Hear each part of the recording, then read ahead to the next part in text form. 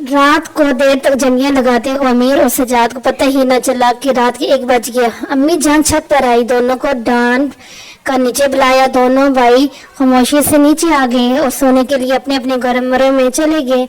امیر 10ویں جماعت کا طالب علم تھا اور سجاد 8ویں کلاس میں پڑھتا تھا۔ صبح 14 اگست تھی۔ پورے محلے میں بچے اور بڑے اپنے اپنے گھروں، گلیوں اور راستوں کو جھنڈیوں سے سجا رہے تھے۔ دونوں بھائیوں نے پہلے اپنے گھر کی چھت پر پرچم لگایا اور اب جھنڈیاں بھی لگا چکے تھے۔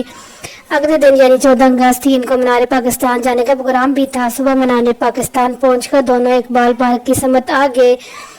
انہوں نے دیکھا کہ 3 بزرگ ایک بینچ پہ بیٹھے ہوئے تھے۔ امیر اور سجاد نے کچھ سوچا اور پھر وہ بزرگوں کے پاس پہنچ گئے۔ السلام علیکم، آپ شاید کسی اہم مسئلے پر گفتگو فرما رہے ہیں۔ انہوں نے اسلام کا جواب دیا اور کہا، بچوں، ہم تینوں محلے دار ہیں اور اس وقت میں قائد اعظم علامہ اقبال کی نمائندگی کر رہے ہیں۔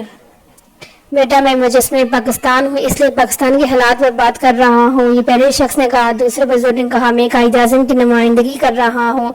دوسرے بزرگ نے کہا، تم مجھے علامہ اقبال کیسے ہوتے ہیں؟ کیونکہ علامہ اقبال کی شخصیت اجاگر کرتا ہوں۔ تیسرے بزرگ نے کہا۔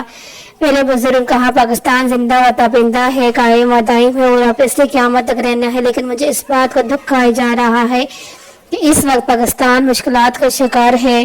میں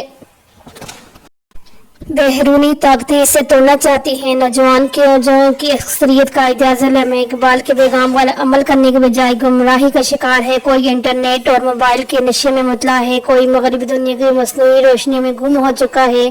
عوام تیزی سے برائیوں کی دلدل میں اتر رہی ہے۔ دوسرے بزرگ نے قائد اعظم کی نمائندگی کرتے ہوئے کہا، بیٹا، اس ملک کو بنانے کے لیے میں نے دن رات محنت کی، مگر آج حالات بہتر نہیں ہیں۔ رشوت، چوری، ڈاکے، طرح طرح کی بدعوامیوں نے ملک کو بہت پیچھے دھکیل دیا ہے۔ طرح طرح کے مسائل ہیں۔ میں چاہتا ہوں نوجوانوں کی ایک ایسی طاقت فوج قائم کی جائے جو اس خطے میں امن استحکامات کے لیے آگے آئے۔ تیسرے بزرگ نے علامہ اقبال کی شخصیت سے کہا، بیٹا، میں نے اپنے شعروں میں نوجوان نسل کو شاہین کہہ کر مخاطب کیا۔ میں نے اپنے نوجوانوں کو ہمیشہ ستارے پر قمت ڈالنے کا درس دیا۔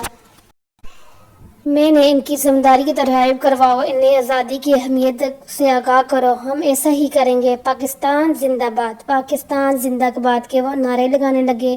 امیر اور سجاد نے یک زبان ہو کر نعرہ لگایا۔ اس دوران بہت سے نوجوان ان کے گرد جمع ہو گئے اور سب پاکستان زندہ باد کے نعرے لگا رہے تھے اور کہہ رہے تھے، ہم پاکستان کو مایوس نہیں کریں گے، ہم قائد اعظم اور علامہ اقبال کے خوابوں کی تعمیر بنیں گے۔ اس موقع تینوں بزرگ یعنی قائد پاکستان، قائد اعظم اور علامہ اقبال کی آنکھوں سے روشنی آنسو رواں ہو گئے۔ امیر اور سجاد باری باری تینوں بزرگوں، قائد پاکستان، قائد اعظم اور علامہ اقبال سے بغل گیرے ہوئے۔ ان کے اندر ایک عزم پیدا ہو گیا کہ وہ نوجوانوں کو منتظم کر کے ایک ایسی تحریک کا حصہ بنیں گے جو پاکستان کو ایک نئی باوقار حیثیت سے دنیا کے